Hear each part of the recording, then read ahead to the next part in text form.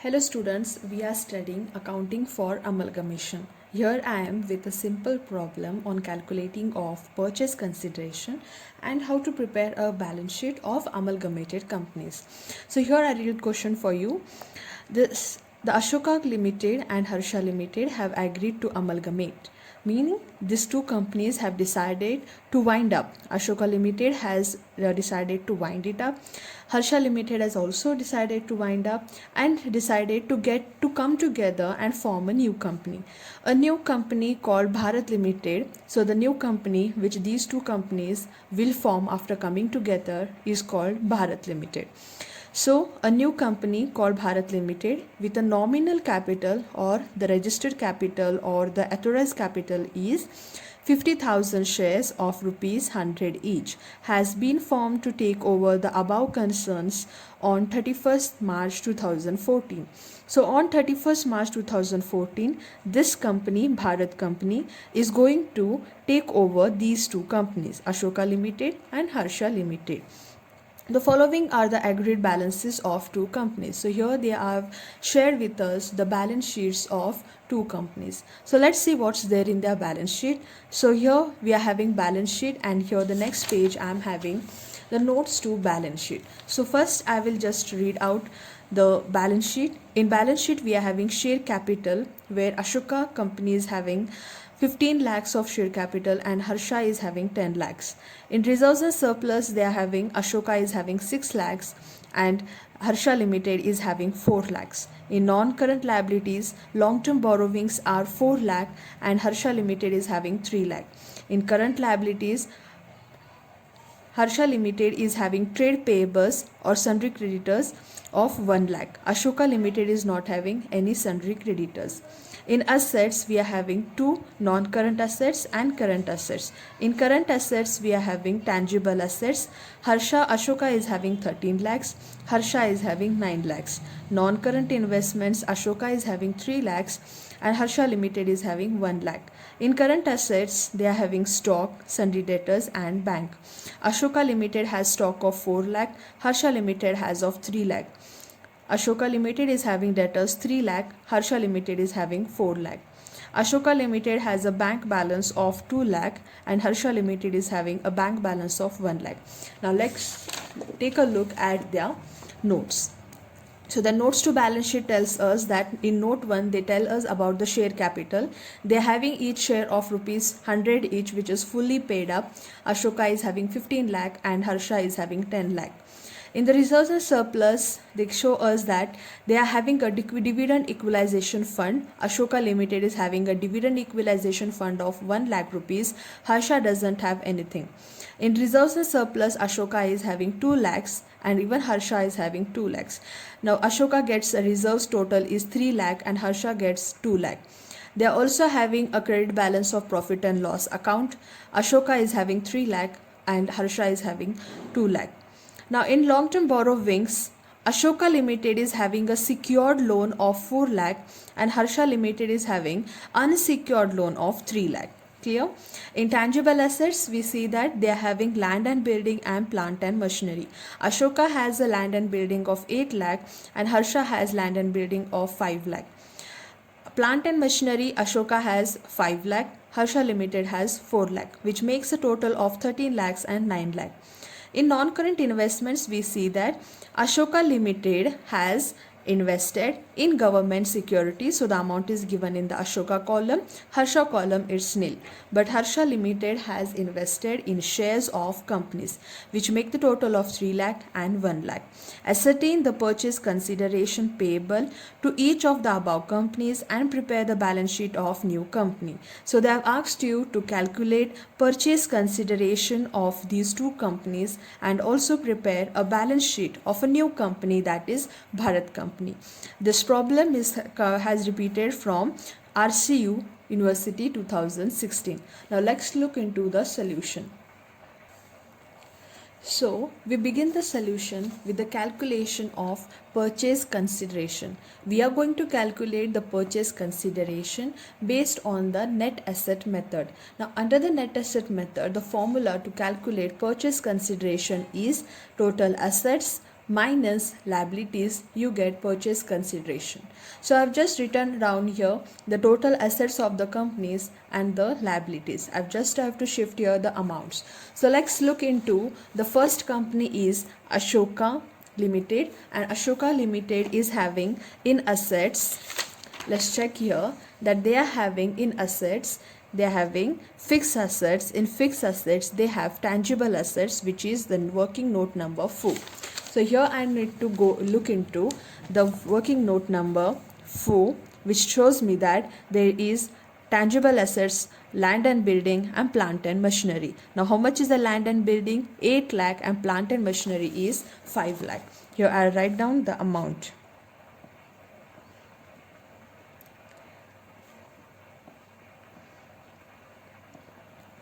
Then next we are having here non-government secure non-current investment. In non-current investments, I see that Ashoka Limited is having investment in government securities, that is 3 lakh. That too I'll write it here. Next, in the balance sheet, I see that they are having current assets. In current assets, Ashoka company is having stock of 4 lakh. Then sundry debtors of 3 lakh and bank of 2 lakh.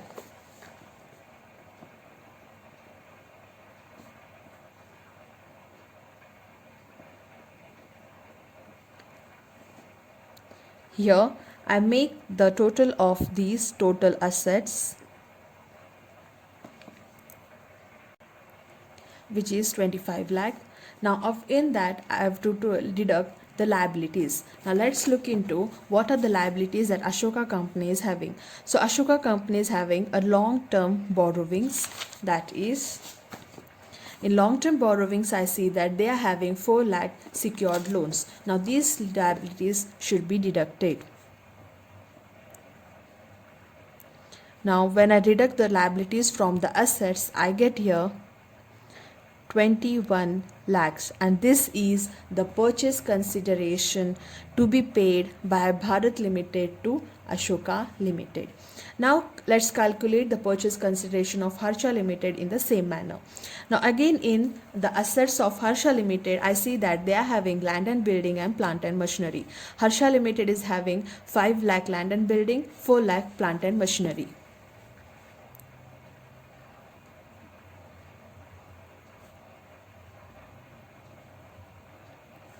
Then in non-current investments, Harsha Limited has invested 1 lakh in shares of companies.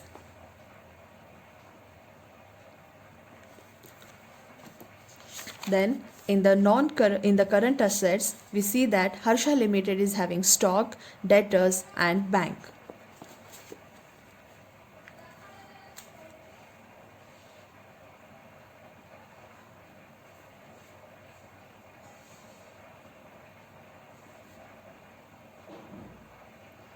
I'll make the total of all the assets.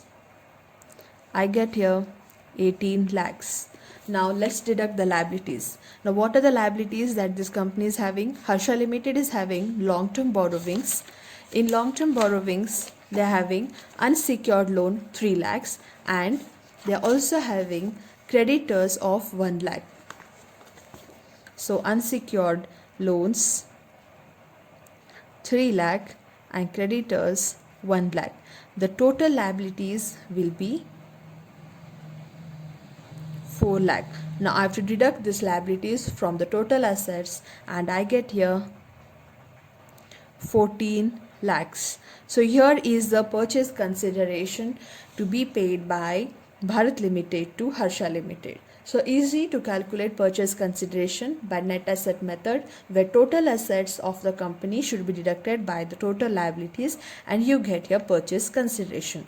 Now let's move on to calculate or prepare the balance sheet.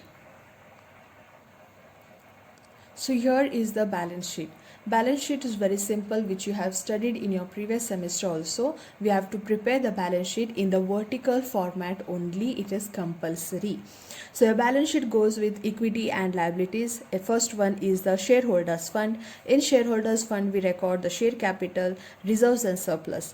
In non-current liabilities, we record the liabilities which are not current, long-term borrowings, etc. In current liabilities, we record the current liabilities such as creditors, bills payable. In asset side, we are having non-current assets, where we are having tangible assets, intangible assets. I've written even investments here. Next part is the current assets, and this total should get tally. Now we have to prepare the balance sheet, and for that I need to prepare the notes for balance sheet. So here it is. So let's begin with the first note, that is share capital. Now let's record the share capital of Ashoka Limited as well as Harsha Limited. So look into the balance sheet here. We are having Ashoka Limited is having a balance sheet total share capital of 15 lakhs and 10 lakhs, but this is not the share capital of this company now, because we are going to pay, because we are preparing the balance sheet of Bharat Limited, and Bharat Limited is not going to record the same share capital of that company, because Ashoka Limited and Harsha Limited is going to wind up. These companies are going to close down now. So what is their capital now? Their capital is the purchase consideration, what Bharat company will be paying to Ashoka Limited and Harsha Limited. So what is the purchase consideration of Ashoka Limited here? 21 lakhs, and Harsha Limited is 14 lakhs. This is the amount, that is the capital of Ashoka and Harsha Limited. Clear? So I'll write here, the Ashoka Limited is 21 lakhs and Harsha is 14 lakhs. So these are the capital, and the combined capital of Bharat Limited becomes 35 lakhs. So Bharat company is having a share capital of 35 lakhs. Clear?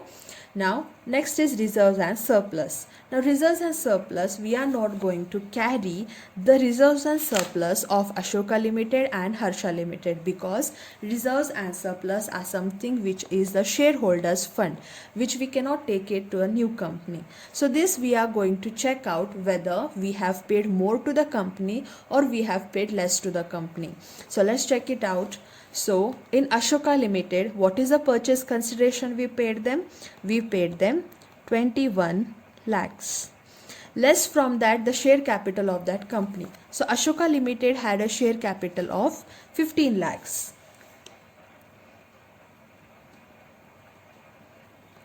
Deduct this, and here I get 6 lakh rupees loss, meaning the company's value was 15 lakhs, but I have paid them 21 lakhs. So this 6 lakh is the capital loss for Bharat company. But how is Bharat company getting adjusted to it? So that loss can be adjusted by the following. So what is that following? That is the reserves and surplus of Ashoka Limited. So in the Ashoka Limited, what are the reserves and surplus? Let's check into the working note number 2. So here you can see Ashoka Limited is having dividend equalization fund of 1 lakh, reserves and surplus of 2 lakh, and credit balance of profit and loss 3 lakh. Let's see, can the loss be adjusted from the reserves and surplus? So general reserve is 2 lakh, surplus is 3 lakh,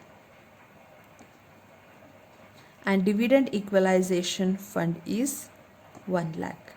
So yes, this 6 lakh can be recovered from this. So the balance is nil, meaning Bharat Limited has not paid more nor less. Understanding? If the Bharat Limited had paid more amount to Ashoka Limited, then that extra amount would be considered as goodwill. If it was less, then that amount would be transferred as capital reserve. Keep these things in mind. We would see these things, adjustments, in the further problems to come. Let's check out now whether Bharat Limited has paid more or less to Harsha Limited. So what is the purchase consideration that we paid to Harsha Limited? That is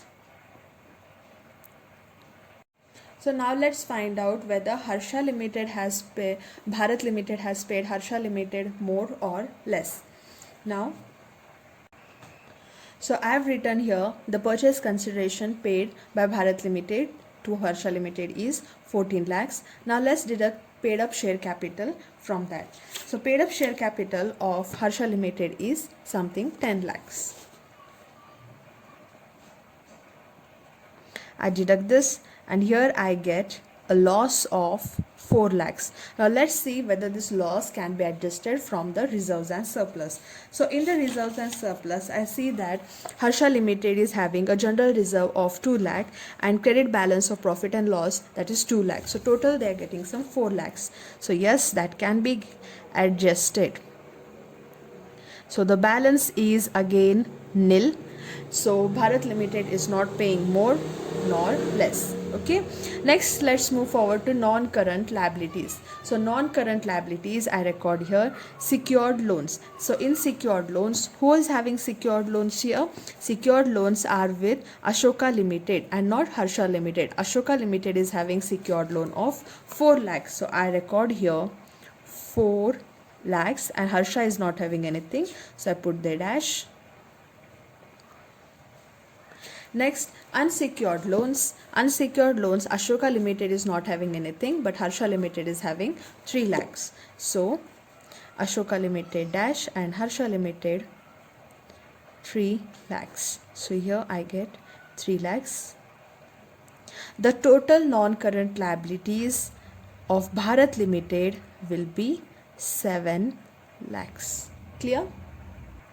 Next, let's look into the current liabilities. In current liabilities, we are having sundry creditors. Now, sundry creditors of Ashoka, there is nothing, but Harsha Limited is having sundry creditors of 1 lakh. So, Ashoka, I would put here dash and here I will write 1 lakh. So, the total will be also 1 lakh. Done? Now, asset side. In asset side, we are having tangible assets, and intangible assets we are having land and building. Land and building of Ashoka is 8 lakh and Harsha is 5 lakh.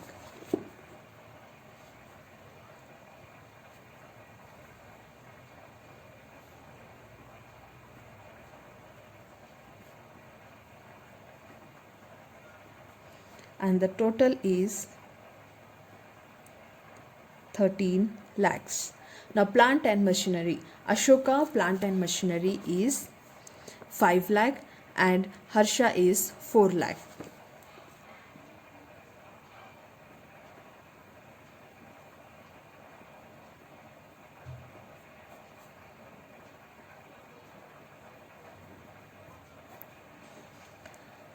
The total tangible assets of Bharat Limited are 22 lakhs. Now, intangible assets. Let's check whether this company is having any intangible assets.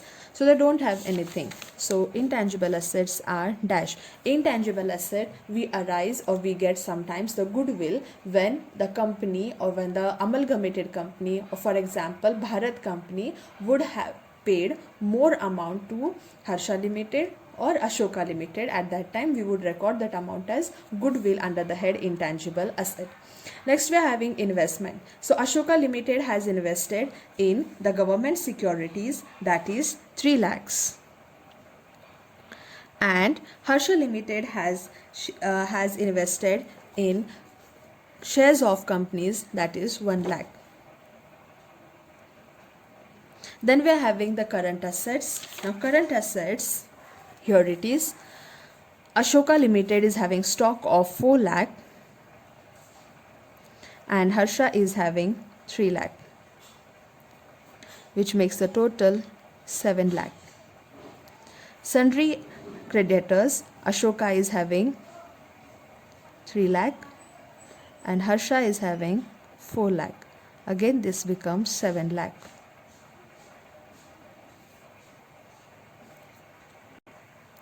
Ashoka has a bank balance of 2 lakh and Harsha has bank balance of 1 lakh, which makes the total again 3 lakh. And this makes the total of current assets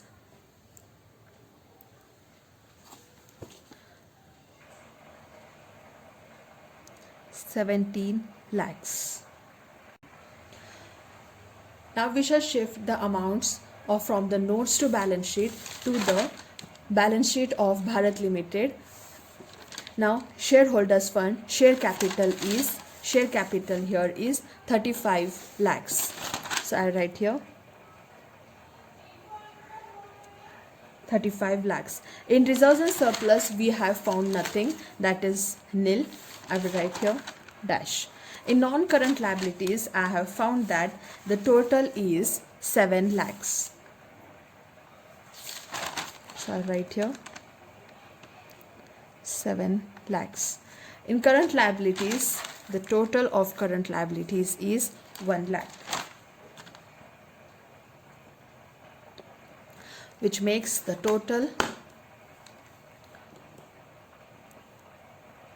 43 lakhs. Now the asset side, the tangible assets total is 22 lakhs.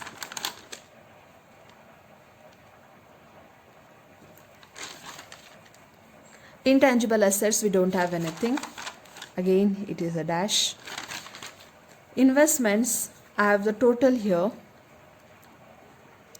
4 lakhs. Current assets, I have total 17 lakhs.